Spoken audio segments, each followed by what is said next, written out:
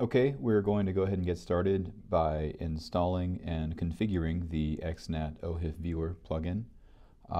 This repo actually comes with a couple of different plugins, one for the viewer itself and one for the ROI collections data type.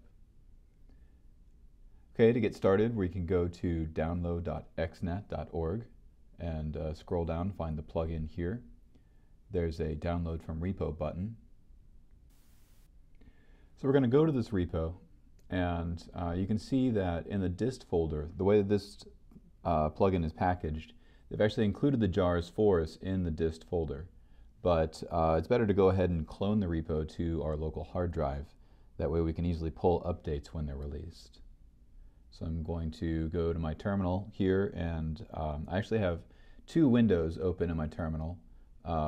One has an open SSH connection to my local dev XNAT, and the other is just connected to my user's root folder on the hard drive.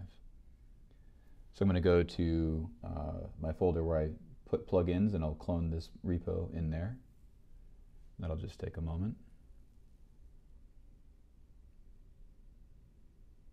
And then while that's working, I'm going to go over here to my XNAT, and I'm going to shut down Tomcat before we do anything in terms of installing plugins.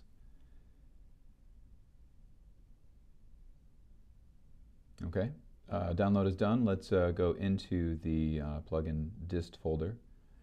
And we're going to, yep, there's our jar files. We're going to go ahead and securely copy these into the plugin home directory in our XNAT by using the scp command.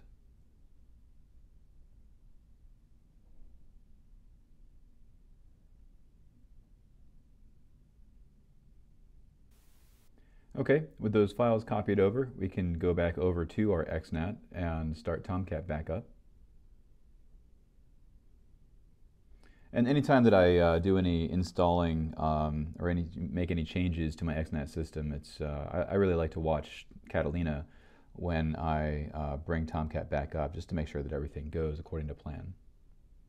And it looks good. So let's go to our XNAT now and log in.